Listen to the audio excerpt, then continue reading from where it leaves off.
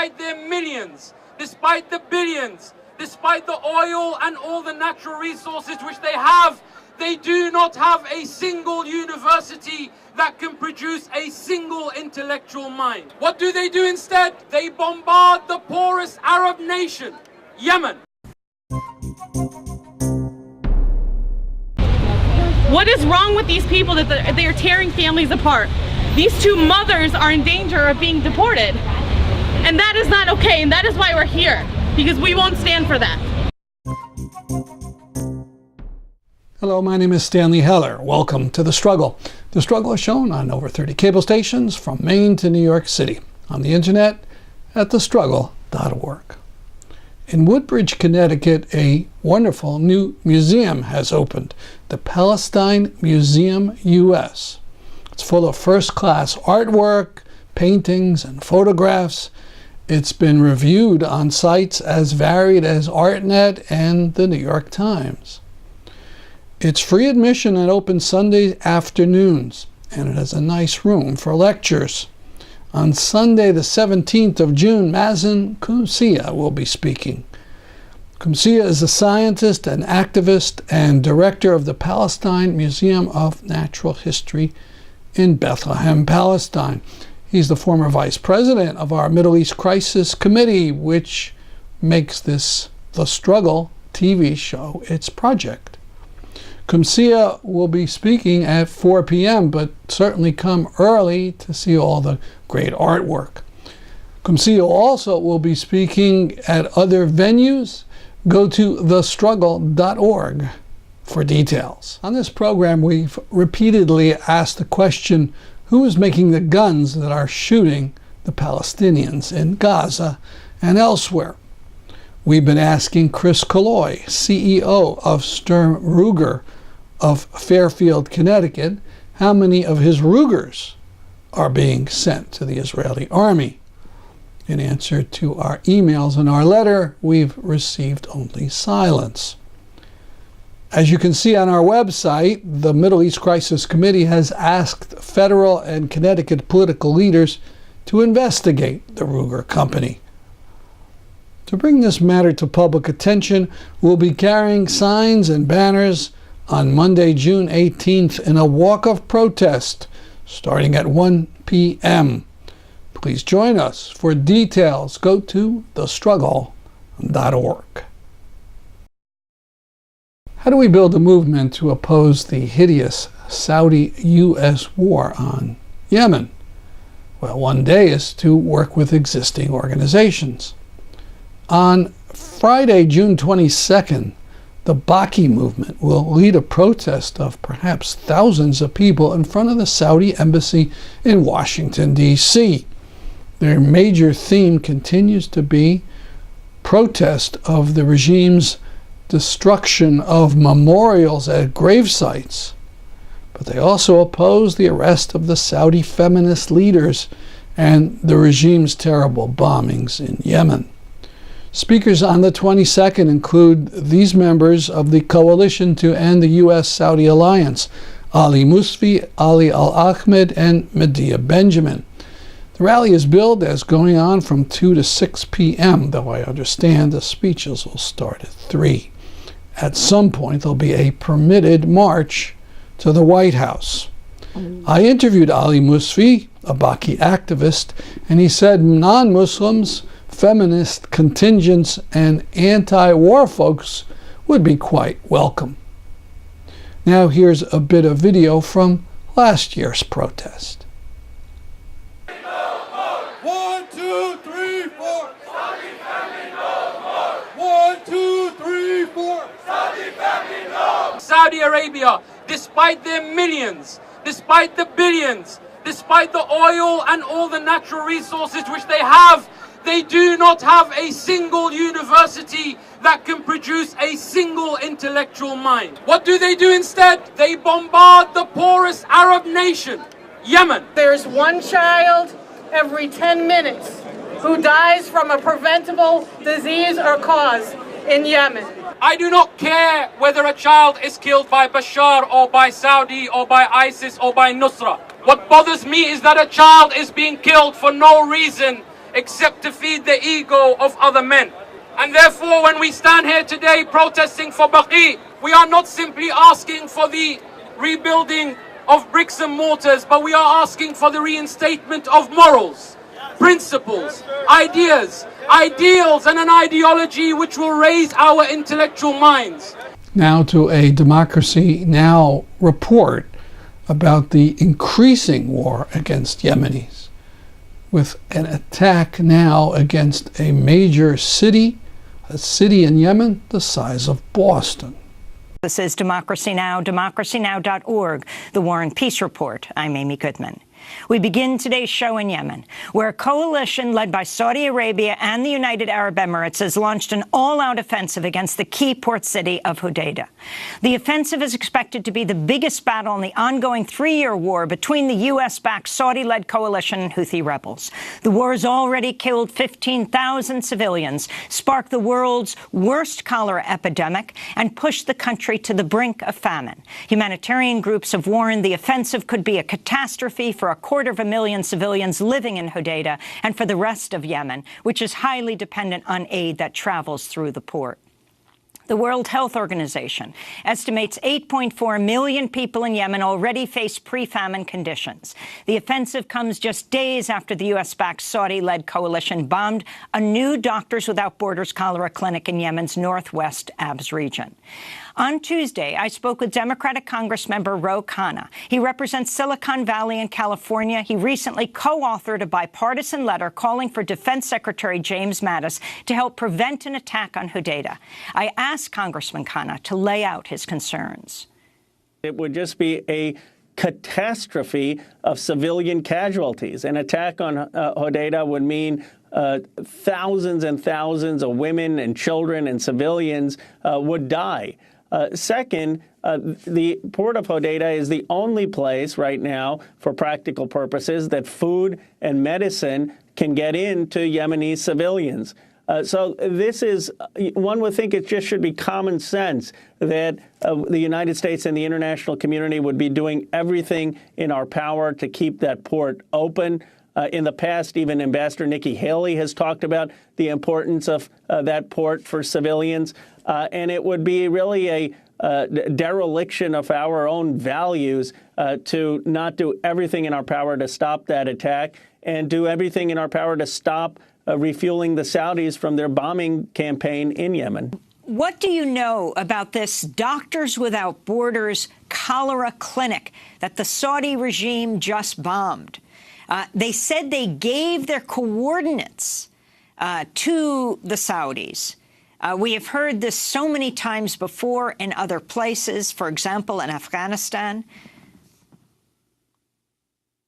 Well, it's really shocking and unconscionable, and this is not the only incident. We've had reports over the last year and a half about the Saudis indiscriminately bombing civilian sites, bombing relief workers, and that's not something that the United States should in any way participate in. Our refueling of the Saudi planes is something the Saudis desperately rely on.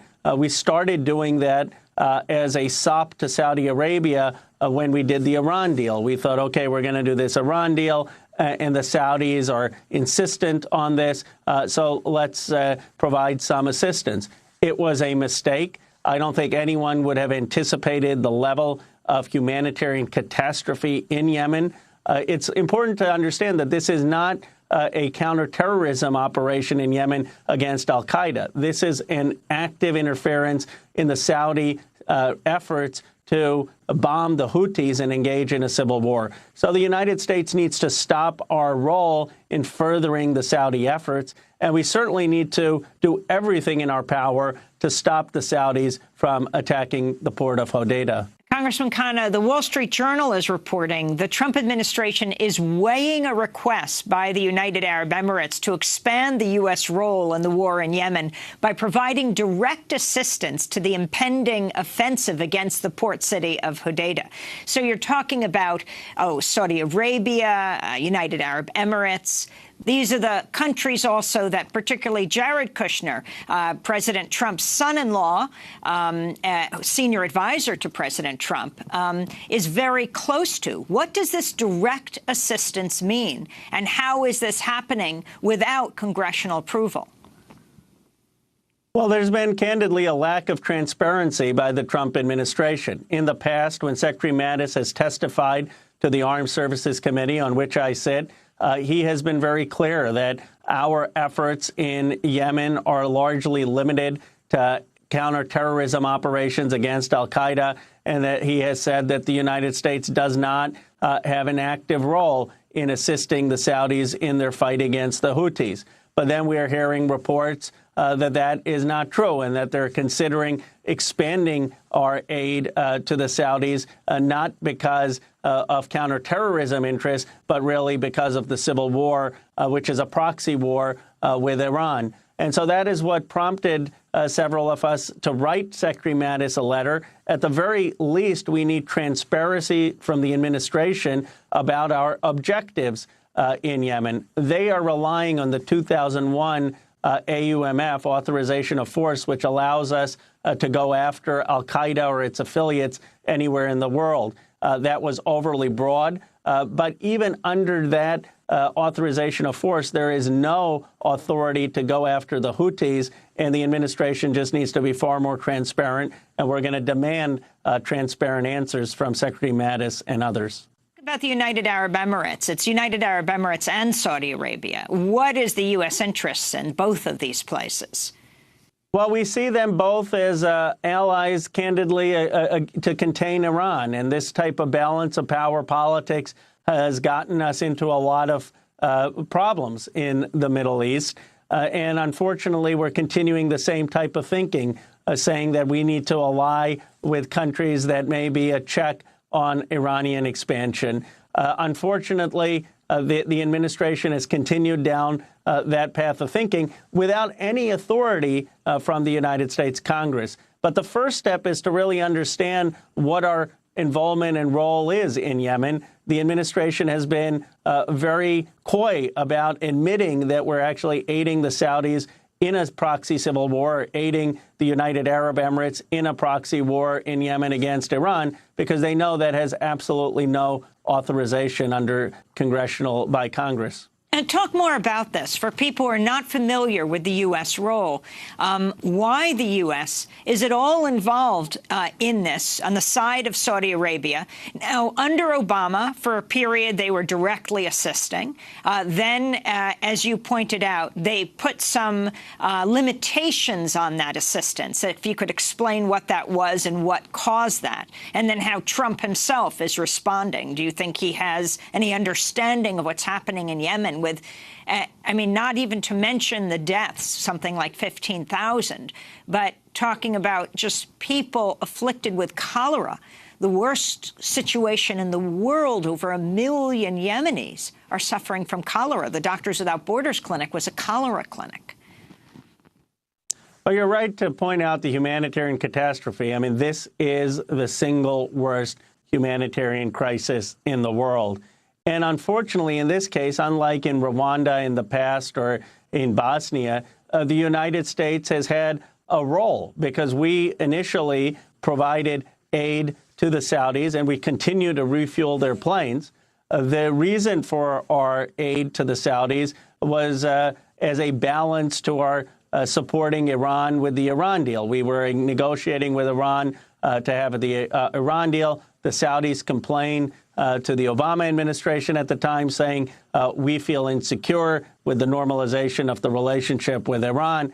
And the administration made a decision that they would provide some assistance to the Saudis, partly to make sure that the Saudis still felt secure in their relationship with the United States. Now, when you talk to most of the former Obama administration officials, they will say that was a mistake, that they could never have fathomed the level of brutality of the Saudi regime in Yemen. They couldn't have fathomed the civilian casualties. They tried to wind it down. Well, then they realized that the Trump administration was coming in, but it was too late for them to wind down the efforts and the support to the Saudis. And then the Trump administration comes in and they redouble their support of the Saudis and the United Arab Emirates as a check on Iran. The Trump administration is singularly focused on containing Iran, on supporting allies of ours that may help us box Iran in.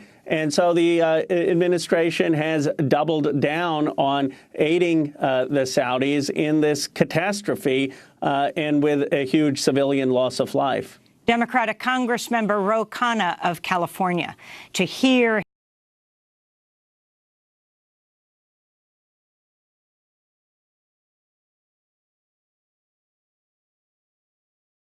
Syria. As the World Cup starts in Moscow, Putin's Air Force bombs Syria in Idlib province.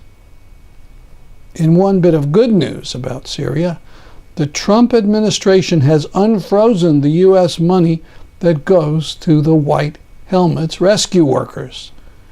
Thanks to all who signed the Promoting Enduring Peace petition to restore the funds.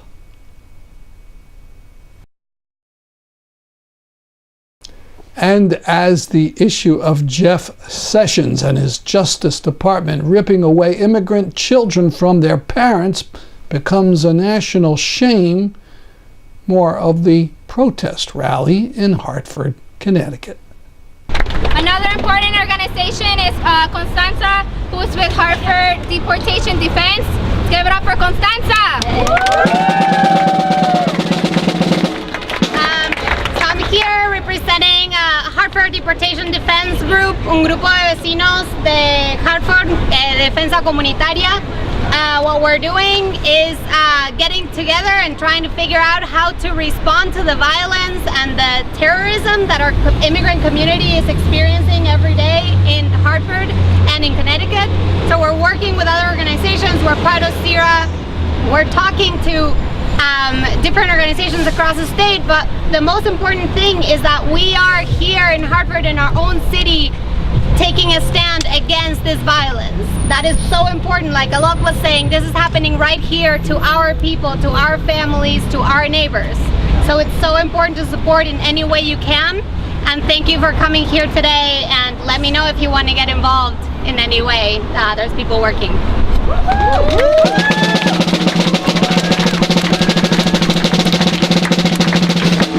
We also have Mirka from Make the Road. Give it up, So my name is Mirka, and I come from Make the Road. I am an organizer with Make the Road right here. Give it up for my members. Woo! We are a statewide organization fighting with the Latinx and Hispanic community and immigrant community to make sure that we know our rights and we take action. And today we are here for Roxana and Claudia and all the other families, and we take this number 7,000 into consideration. 7,000, over 7,000 people have been killed. Let that sink in. This is not just a number. Every single one was a person. Look at the people around you. This is not just a number, not just a statistic, okay? And we, at Make the Road, envision a world where children aren't ripped apart from their families, where people aren't murdered for wanting a better education, where people aren't denied their basic human rights and die because of this. Okay? So I want everyone to really let that number sink in, because it's not just a number. Over 7,000 people, human beings, okay? And how many more unreported? How many more have faced abuse and violence and lived through that and have to live with that trauma? There's no way that these numbers could ever be accurate, because this system, violence and abuse is so systemic that we would never know the full extent of it. But it's spaces like this that we want to create and build community. And we're going to do this because we're together and we're in community. And Make the Road has been in the community. I've been in the community every day talking to people. And on a local level, we've been working with families who, these two community members were walking down Franklin Ave and were detained, profiled or whatever it was. This is happening every day in our communities. Okay, this is not just something that's happening in the news. Yes, it's happening at the national level, but it's happening in your neighborhoods, okay? So we need to stand up against that and say, what is wrong with these people that they are tearing families apart? These two mothers are in danger of being deported. And that is not okay, and that is why we're here, because we won't stand for that. Because this will only lead to more and more violence. And we are here to demand justice and say that we won't take it anymore. And Make the Road, we want a better future for our kids and for other community members who just want a better life. And I hope you will join us in this fight, right? Because it takes planning and organizing. So we meet on Wednesdays at 6, 885 Wethersfield Ave. Come and join us because we're gonna get this done. Thank you, Minka. Thank you, everyone. All the organizations also that participated, but as we know, it isn't just organizations like ULA or Make the Road that are out on the streets or here doing stuff. We also have the support of churches who allow members of our community to take sanctuary so that they can stay with their family. So with that being said, I'd like to also have Reverend Kathy please come up and speak.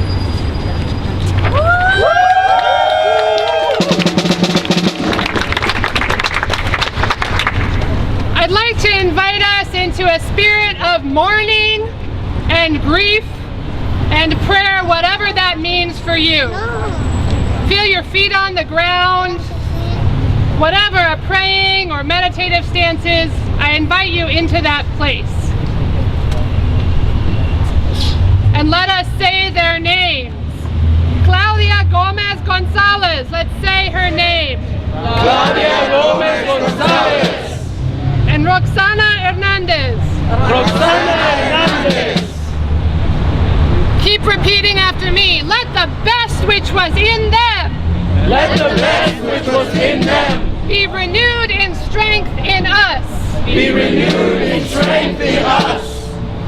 For their deaths. For their deaths Must not be in vain. must not be in vain. We send our love We send our love to their families. to their families. We send our love We send our love to the families of those 7,000 plus. to the families of those 7,000 plus. We send our love We send our love to these families here today to these families here today who are threatened with separation. who are threatened with separation. We must love each other.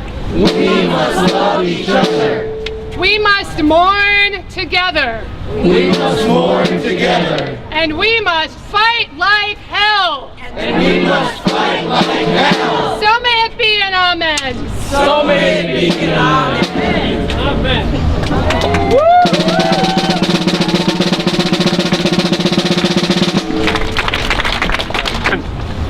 My name is Norman Clement. My indigenous name is Momoitu. We are on indigenous land right here. This is our land. This is indigenous land. We are indigenous people. People who coming from across their so-called borders are indigenous people to this land. No one should be able to tell them whether they can migrate in their own land.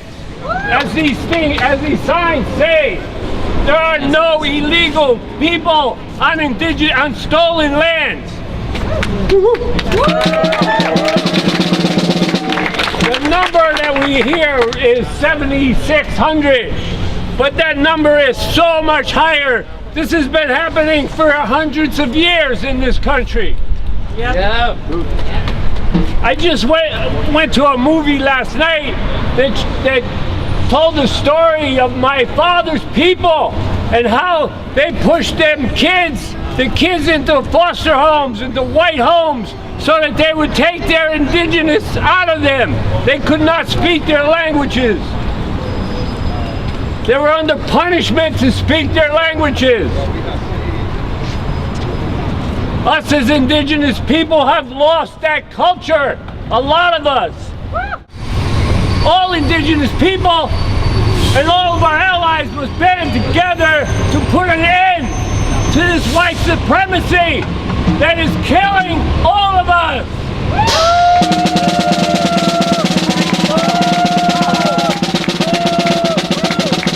Thank you, everybody. I first want to thank the Connecticut Immigration Rights Alliance for all of your work. You know, we fight in the Capitol. This year we fought to strengthen the Trust Act, to provide sanctuary for our immigrants here in Connecticut. We fought to reclassify misdemeanors so as to avoid immigration and customs enforcement action. And I want to thank them for fighting for Malik and Zahida. We're part of that effort in New Britain for Chris and Tony Huang, who we were successful in keeping here in this country, for Miriam Martinez of Stamford. But we have so much work to do, and I wanted to be here today because I'm very fortunate. I'm very lucky because I get to serve in the state capitol, and for several hours a day I get to put on a necktie and a suit and wear a pin, and I get to be Representative Tong for several hours a day. But 24 hours a day I am Tong Wei Ling. I am the son of immigrants. I want to remind you that we produce more video than will fit in our 28-minute program. You can see it all on our YouTube channel, Struggle Video Media. As a point of pride, we've gone over 1 million viewers. Latest video, the Syria forums that we took part in at the Left Forum. That's our program for today. See you next week at this time. I'm Stanley Heller for The Struggle.